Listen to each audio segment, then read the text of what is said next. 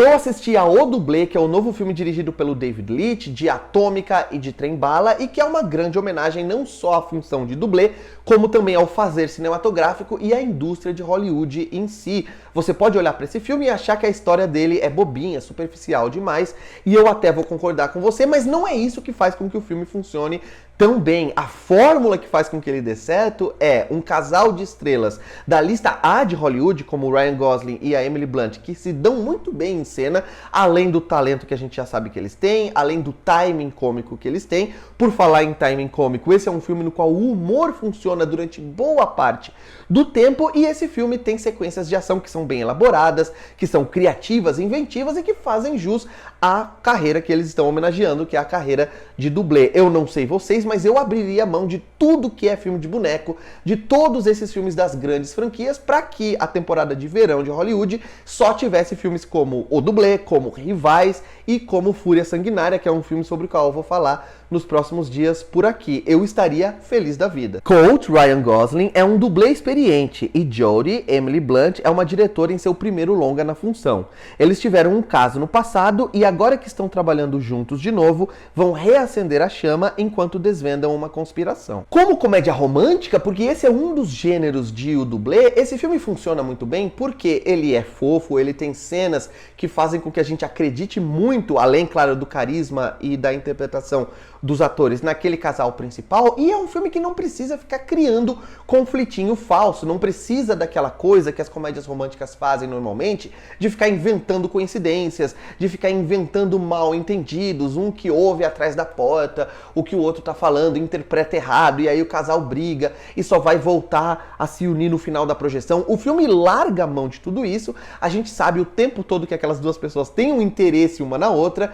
a dinâmica entre eles funciona muito bem, e eu também acho que ele tem uma das cenas que melhor usaram Taylor Swift até hoje no cinema. A sequência que usa, a sequência não, a cena que usa All Too Well é não só muito divertida, reveladora da personalidade do protagonista, vivido pelo Ryan Gosling, e que demonstra o timing cômico também que os dois têm, porque as trocas de olhares, o jeito que eles se direcionam um ao outro é muito divertida o tempo todo. Já como filme de ação, como eu falei, esse é um filme que se baseia muito no trabalho de dublês, e ele se baseia muito, pelo menos, em passar uma ideia, passar uma impressão de que ele tem efeitos visuais que são predominantemente físicos, predominantemente concretos, analógicos, ao invés de usar CGI e tela verde o tempo todo. Tem até uma sequência lá no final do filme em que a diretora, vivida pela Emily Blunt, está discutindo lá com o pessoal que vai fazer o filme com ela, com o assistente de direção,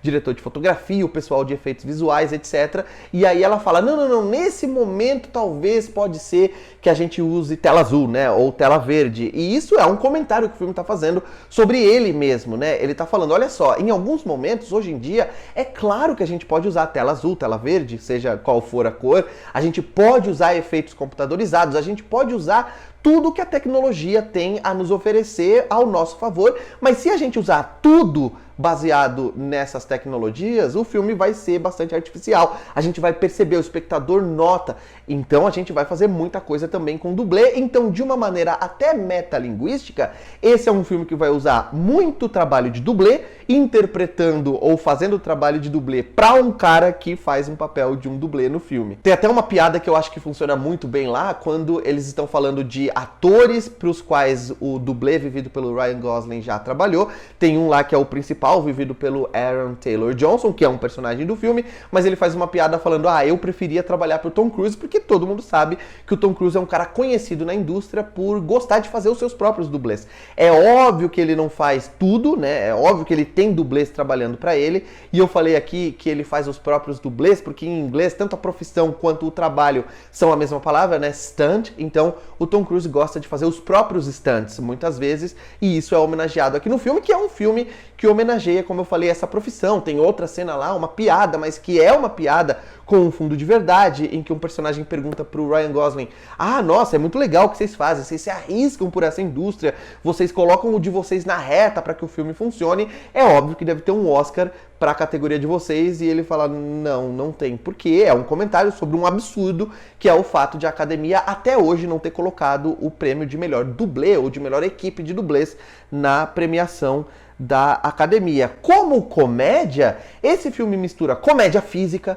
e tanto a Emily Blunt quanto o Ryan Gosling são muito bons nisso, né? Eles são muito bons em fazer uma comédia quase slapstick, que é a comédia baseada na fisicalidade deles. Esse filme investe muito nisso. O carisma deles funciona muito bem também, como eu falei, as trocas de olhares, a maneira com que um reage ao que o outro está falando. Tem muita coisa que a gente entende sobre a dinâmica dos dois, mesmo sem palavras, com a maneira com que eles se olham, com a maneira com que eles se direcionam e com que eles se portam diante um do outro. Outro tipo de humor no qual esse filme investe bastante é o humor metalinguístico, principalmente em relação à indústria de Hollywood, aos gêneros de ação e fantasia, que são os gêneros nos quais esse filme está inserido, e também o filme dentro do filme que a personagem da Emily Blunt está dirigindo. Tem um momento, por exemplo, em que os personagens estão conversando numa sala que pertence ao estúdio ou à distribuidora que está produzindo ou distribuindo o filme dela lá dentro do filme, e tem um cartaz imenso no fundo dizendo o título do filme e também